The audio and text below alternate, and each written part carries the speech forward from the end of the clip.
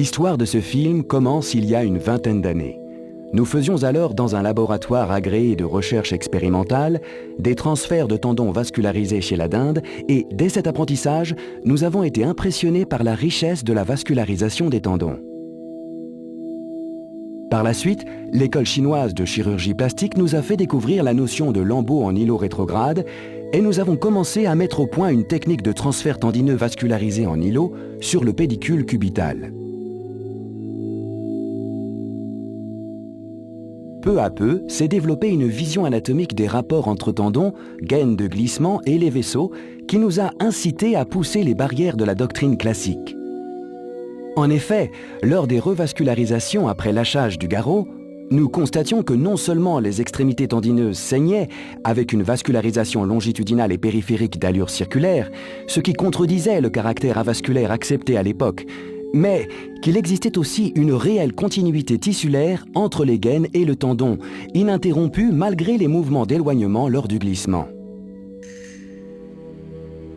Il était évident, par ailleurs, à l'observation du comportement des vaisseaux de la gaine commune carpienne lors de la flexion ou de l'extension, que les explications mécanistiques un peu simplistes ne pouvaient plus donner les bonnes réponses et que cette apparente inorganisation et irrégularité des formes devait témoigner d'une complexité encore mal explorée.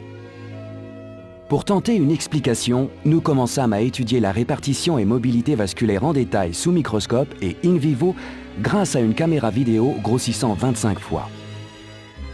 Pour aborder ce problème, nous avons été aidés par une image vasculaire originale pouvant faire évoquer une pompe à essence avec sa structure verticale rappelant le corps de pompe, puis le tuyau et enfin le vaisseau avoisinant avec lequel elle est en connexion comme une voiture faisant le plein. On s'aperçoit que ce tuyau s'étend quand la voiture s'éloigne ou se plie quand elle s'approche. Si nous analysons les déplacements dans cette séquence, nous observons qu'un gros vaisseau numéro 3 passe progressivement derrière le vaisseau numéro 2, la pompe à essence, lors de la flexion, puis la dépasse tout en se rapprochant d'un autre vaisseau numéro 1, qui est en fait le vaisseau voiture dont la pompe s'éloigne lentement puisque le tuyau se détend vers l'extension maxima. En fin de course, le vaisseau numéro 3 a dépassé le vaisseau numéro 2 et s'est rapproché du vaisseau numéro 1 qui lui-même s'est éloigné du vaisseau numéro 2. Il semblait donc exister au sein d'une matière vivante homogène plusieurs types de vitesse et de progression. D'abord influencés par notre perception réductionniste et linéaire, nous avons pensé que la seule explication rationnelle pouvait être l'existence de plusieurs couches conjonctives coaxiales de diamètre dégressif armant les structures vasculaires. La plus proche du tendon allant la plus vite et la plus éloignée allant plus lentement. Mais cette notion de couche annulaire coulissant entre elles faisait appel à une répartition hiérarchique histologique. Or, l'observation in vivo la rendait inacceptable. On se trouvait alors confronté à cette nécessité incontournable de poser le problème en termes de dynamique globale de matière continue, d'introduire le concept de continuité tissulaire s'opposant radicalement aux descriptions traditionnelles du glissement, à savoir une stratification et un espace virtuel. L'observation in vivo ou au microscope électronique après déshydratation a montré que ce tissu tramé collagénique est effectivement une matière continue constituée de milliards de vacuoles de forme inorganisée, apparemment en disposition fractale, pseudo-polygonale, mais avec une dynamique bien particulière, dégageant un volume constitué de glycolycanes et dont l'armature est faite de fibrilles de collagène de type 1 ou 3 ou 4 et 6, avec des tailles excessivement variables en fonction de la localisation anatomique et du rôle fonctionnel à assumer. Aucune régularité géométrique n'est observée, ce monde est d'expression chaotique, voire fractale, mais aucunement linéaire. Ce système, qui va s'avérer être ce que nous connaissons sous le terme de tissu conjonctif ou de remplissage, nous l'appellerons le système collagénique multimicrovacuolaire d'absorption dynamique.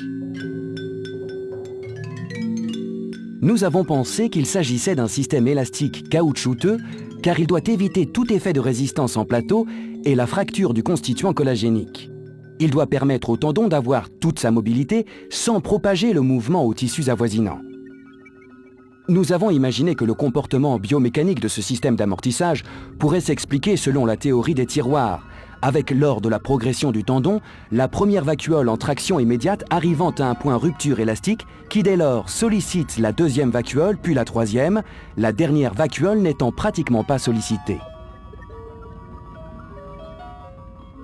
Notre deuxième hypothèse fut de faire appel à des répartitions de pression au sein même des vacuoles. Mais nous étions toujours en 2 dimensions et pauvrement linéaires. Seuls quelques faits nous semblaient sûrs. La continuité tissulaire, l'existence de structures basiques de type vacuolaire et la présence d'un mécanisme d'amortissage permettant l'interdépendance des organes. Il fallait passer en 3 dimensions pour mieux comprendre. Les images de synthèse nous permirent de bien progresser. Elles ont été traitées par le principe d'introduction dans un système déformable continu de 2 frontières rigides, l'une externe fixe et l'autre interne totalement mobile. Une architecture réticulée à mailles losangiques incluant les microvacuoles et en recherchant la répartition fractale fut introduite. L'approche scientifique et le modèle graphique se rapprochèrent de l'apparente réalité, illustrant le système de glissement, reproduisant à la fois la brillance du liquide intravacuolaire, l'armature de la fibrille collagénique, respectant nos hypothèses concernant les tractions et sollicitations intravacuolaires.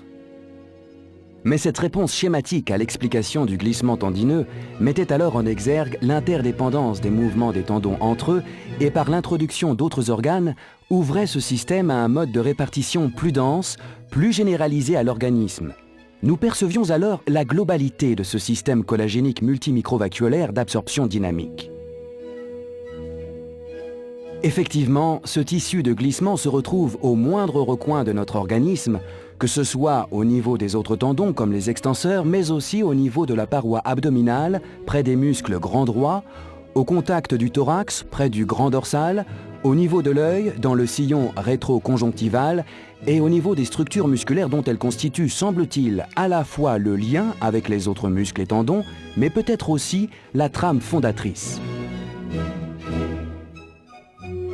Même des structures appelées à peu de mobilité, telles que le nerf et le périoste, sont constituées de ce système tissulaire fibrillaire, mais avec des différences de constitution dans la trame et dans la taille. Cette apparente organisation globalisante, véritable charpente mésoscopique de la matière vivante, incitait à une perception plus holistique.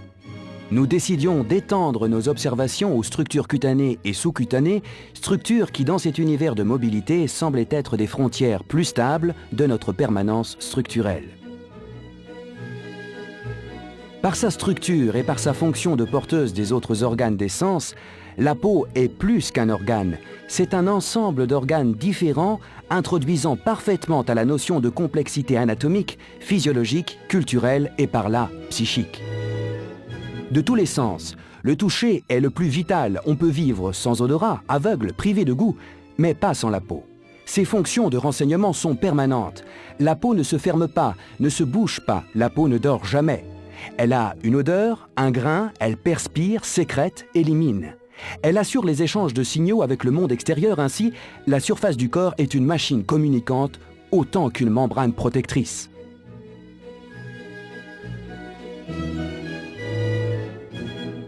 Elle se modifie par sa couleur, sa texture, sa forme, et conserve des marques plus ou moins visibles et durables de ses états agressifs, comme le soleil, les cicatrices, la maladie. Alors qu'à la naissance, elle est parfaitement tendue, prête à la vie, les structures lentement prennent une allure plissée, ridée et s'affaissent. Mais que ce soit chez un nouveau-né, un adolescent ou un adulte, la peau n'est en fait jamais plane, jamais lisse. Au travers de poils, on remarque des structures pseudo-géométriques séparées par des lignes de force qui permettent de répondre à des sollicitations dans toutes les dimensions de l'espace. Ces structures triangulaires, pyramidales, ont des mouvements les unes par rapport aux autres. Dès que le mouvement intervient, elles s'orientent immédiatement dans le sens de l'attraction et toutes les images antérieures disparaissent pour adopter une forme nouvelle. Puis, comme un effet de mémoire, reviennent au schéma antérieur. Dans la vie de tous les jours, la peau subit ce type de mouvement de translation, traction, d'étirement, et pourtant, en dehors de tout traumatisme générant une plaie, cette peau revient à la position initiale. Il y a là bien sûr une observation connue depuis toujours et qui est dite élasticité de la peau, mais comment cette élasticité est-elle en rapport avec l'univers sous-cutané ?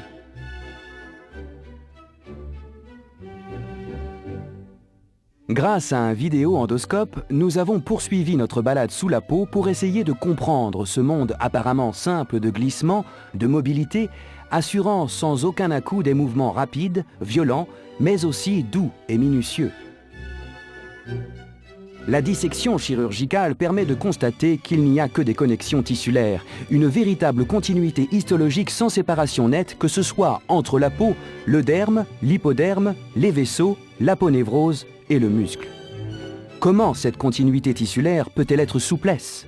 Comment cette cohésion permet-elle le glissement? Dès que l'observation se veut un peu curieuse, on découvre, juste après avoir franchi le derme et hypoderme, un tissu très mobile, plan, totalement globalisant, réparti sur toute la surface des structures et s'infiltrant dans chaque plan dit de décollement. Si on saisit et tracte ce tissu avec des pinces, on retrouve tout de suite cette organisation vacuolaire surprenante, car sans apparente harmonie, et sa traction vive provoque des mouvements étranges qui sont l'éclatement des vacuoles à la pression atmosphérique, mettant en évidence des systèmes hydrauliques sous pression différente. Un véritable spectacle de structures fibrillaires à forme pseudo-géométrique existant entre le muscle, la peau, la graisse, ce spectacle occupe l'intégralité de la scène.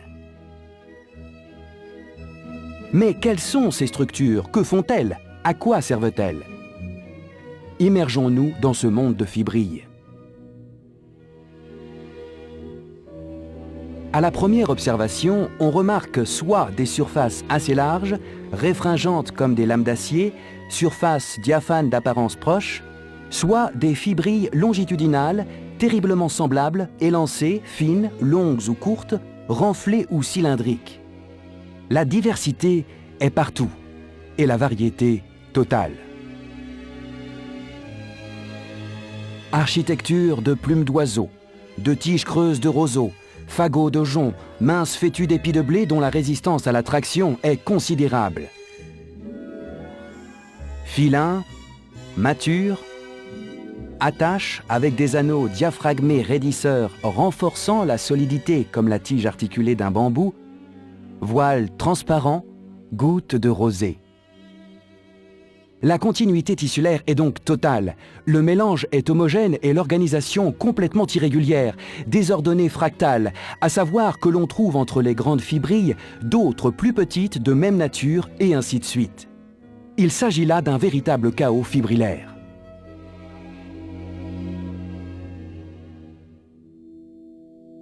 Le corps humain semble donc être un seul et même tissu qui s'est différencié fonctionnellement au gré du temps, mais dont l'organisation basique est stéréotypée.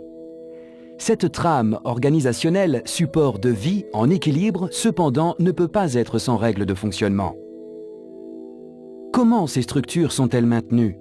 Comment est organisée leur résorption, leur mobilité? Quel est leur rôle?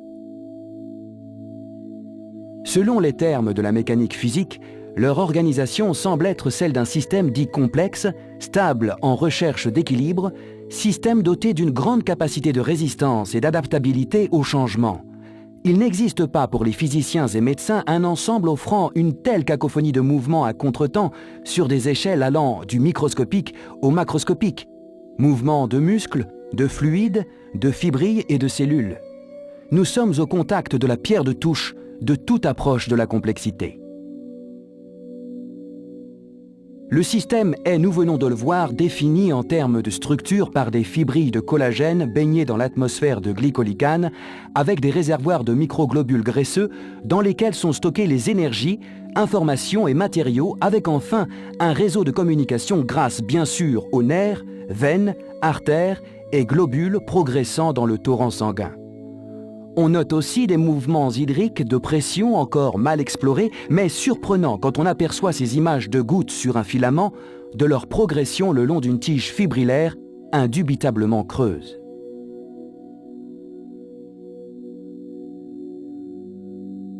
Car, par ailleurs, à travers ce réseau globalisant, limité dans son enveloppe cutanée, cet aspect fonctionnel est organisé aussi avec des vannes pouvant accroître ou diminuer le flux d'informations en intensité, les vitesses de circulation, les durées de stockage jouant un rôle majeur dans les phénomènes d'amplification ou d'inhibition ayant bien sûr une influence directe sur les réservoirs graisseux et lymphatiques.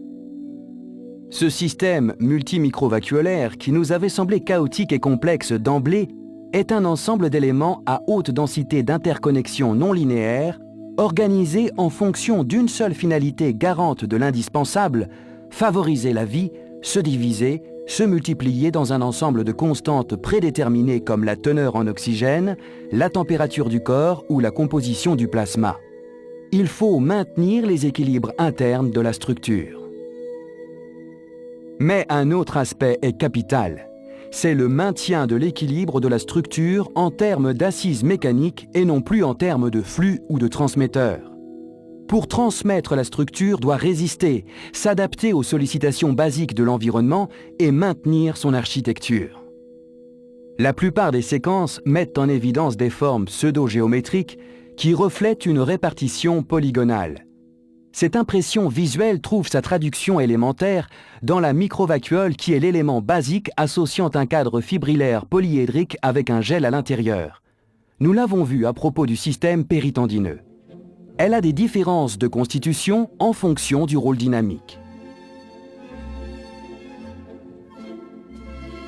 Son comportement doit respecter le principe essentiel qui est d'assurer la progression totale du mobile voulu sans que rien ne bouge autour, c'est-à-dire un rôle dynamique absolu et d'amortissage total, de rôles dynamiquement contraires combinés avec une mémoire de retour et une efficacité thermodynamique sans perte inutile d'énergie. La relation rhéologique, c'est-à-dire la relation locale existante entre la contrainte et la déformation, pourrait être un comportement élastique caoutchouteux suggéré par le fait que les fibres collagéniques ne peuvent pas s'étirer indéfiniment. D'autres pensent que cela pourrait être un mécanisme par adaptation de concentration ionique.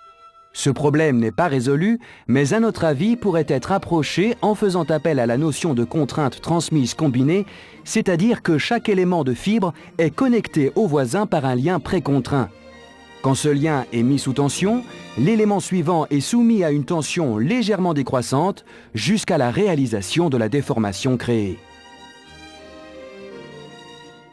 Mais les séquences d'entrelacs, d'enchevêtrement de structures fibrillaires par le pouvoir récursif de mouvements à l'intérieur de mouvements se trouvent hors de portée de l'approche analytique standard et font appel à des règles physiques basées sur des mathématiques non linéaires.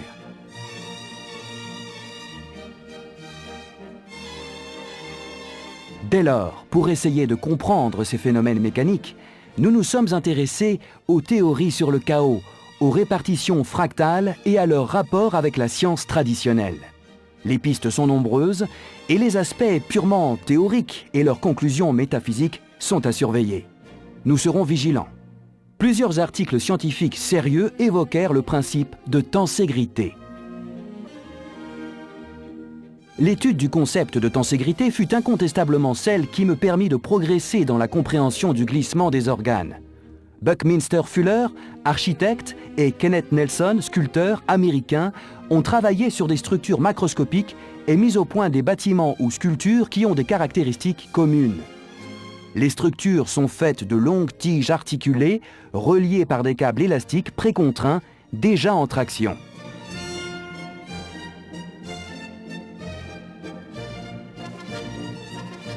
Le principe est un système architectural dans lequel la stabilité est obtenue par un équilibre entre des forces opposées de compression et de tension, ce qui permet de conserver forme, solidité, adaptabilité multidirectionnelle et indépendance vis-à-vis de la force de gravitation.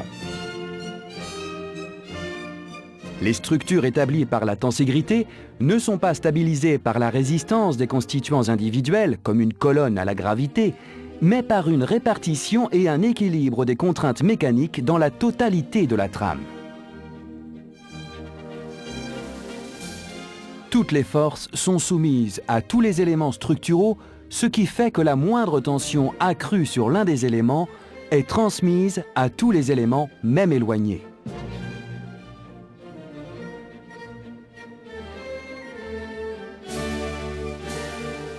Les formes retenues pour l'application pratique sont souvent géométriques, quadrats, pentaangulaire ou tout au moins d'approche icosaédrique. La forme icosaédrique semble être la manière préférée pour séparer et remplir l'espace à la recherche de surfaces d'air dites minimales dans l'arrangement. Il semblerait, et cela semble fondamental, que pour remplir l'espace, les structures vivantes respectent aussi des forces qui incitent à sélectionner des formes. La nature fait souvent appel à des règles d'auto-assemblage sous la forme de motifs naturels triangulaires, polygonaux ou spiralés plus ou moins répétés. Au niveau moléculaire par exemple, comme dans la molécule de collagène, des travaux récents ont montré que les longues chaînes d'acides aminés se replient en hélice, se stabilisent du fait d'équilibre entre les forces d'attraction des liaisons hydrogènes et les forces qui permettent aux protéines de résister à la compression, puis apparaissent des séquences qui se comportent comme des articulations flexibles. Au niveau cellulaire, le docteur Ingber a découvert une armature intracellulaire, un maillage interne fait d'éléments fibrillaires à répétition chaotique, mais assurant les rôles fondamentaux de restauration de la forme dès que la pression est supprimée. Cette tendance pseudo-polygonale interroge car elle existe à toutes les échelles de la matière vivante, animale ou végétale, et semble être sûrement au travers d'une influence plus importante des forces physiques telles que, en outre, osmotiques et électromagnétiques, le système de construction privilégié de la nature sélectionné au cours de l'évolution. Alors, il faut rendre hommage à D'Arcy Thompson, biologiste humaniste écossais du XIXe siècle.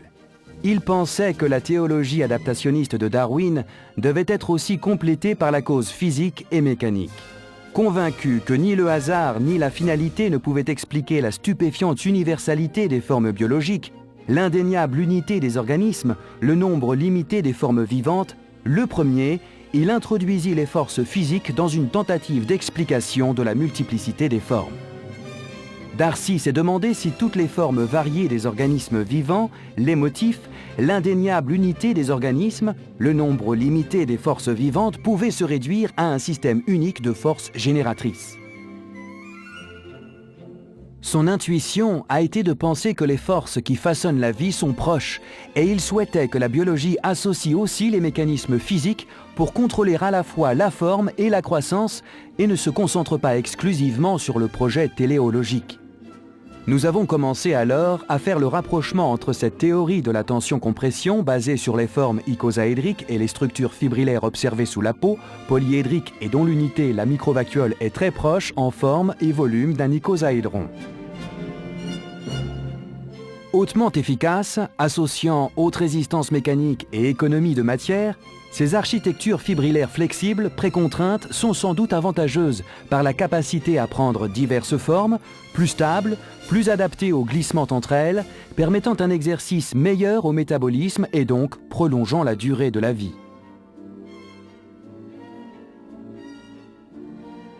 Cette notion de précontrainte, nous la sentons quand nous opérons, les berges incisées s'écartent spontanément. Nous la remarquons quand en fin d'intervention, nos poings doivent être vigoureusement ancrés pour rapprocher les structures. Elle nous est si familière que nous finissons par l'oublier. Mais nous ne faisons qu'entrevoir la complexité du mécanisme et résumer les glissements à une adaptation entre filin et mature, le tout sous un ordre prédéfini par les mathématiques même fractales, nous semble insuffisant pour tout expliquer. D'autres facteurs ne sont pas à négliger.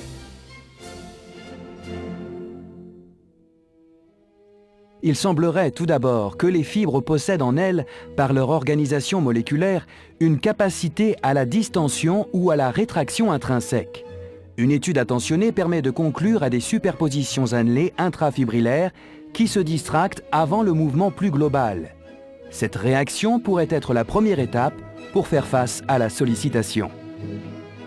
Pour répondre à l'orientation de la contrainte, la biomécanique de la microvacuole est suppléée aussi par une capacité supplémentaire de la fibre à migrer autour d'un point nodal le long d'une autre fibre comme une sorte de charnière mobile.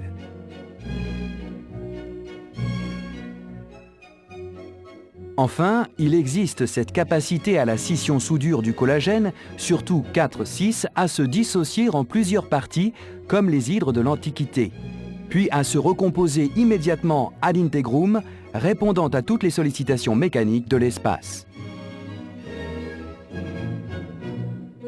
Cette capacité de la matière et son organisation spatiale offrent des potentiels de mouvement infinis. Mais l'armature collagénique n'est qu'un des acteurs de ce ballet chorégraphique. La lubrification permanente par les glycoaminoglycanes à travers ces voiles ou ces gouttes rappelant la rosée est retrouvée dans toutes les circonstances, ainsi que ces migrations de liquide à l'intérieur même des fibres qui font supposer que des mécanismes hydrauliques doivent avoir un rôle déterminant. L'apparition de bulles et d'éclatements lors de la mise à l'atmosphère et lors de la traction mettent en évidence des équilibres de pression. La nature de ces glycoaminoglycanes, dont les dosages font apparaître des différences en fonction des zones d'action, n'est pas à négliger. Quoi qu'il en soit, le mode de fonctionnement de cette souplesse tissulaire est un mécanisme dont un des principes fondamentaux peut être voisin de celui de la tenségrité, mais la tenségrité seule ne peut pas le résumer. Ce système de glissement, maintien et mobilité des structures, système complexe, va donc se modifier au gré des circonstances et sera soumis aux lois naturelles de changement qualitatif au travers soit de la surcharge graisseuse, comme dans l'obésité dans laquelle la vacuole est dilatée par les adipocytes, ou dans l'usure, comme dans cette ténosynovite où les fibres sont rompues, dilacérées et effilochées. Mais cela peut être aussi le cas comme dans la flétrissure cutanée de l'amaigrissement ou du vieillissement. Cet affaissement de notre matrice collagénique se fait à un rythme variable, propre, mais inévitable, s'abandonnant contraint à la mère de toutes les forces, la gravité. La tension fibrillaire perd alors la partie. L'entropie inexorable, une fois de plus, est là victorieuse. Quoi qu'il en soit, connaître les caractéristiques mécaniques, biomoléculaires de ce tissu de souplesse et de communication permettra un jour de mieux appréhender la connaissance de la cicatrisation, les moyens de reconstruire les structures vivantes et peut-être aussi de répondre au rêve éternel de l'homme, ralentir les effets du temps.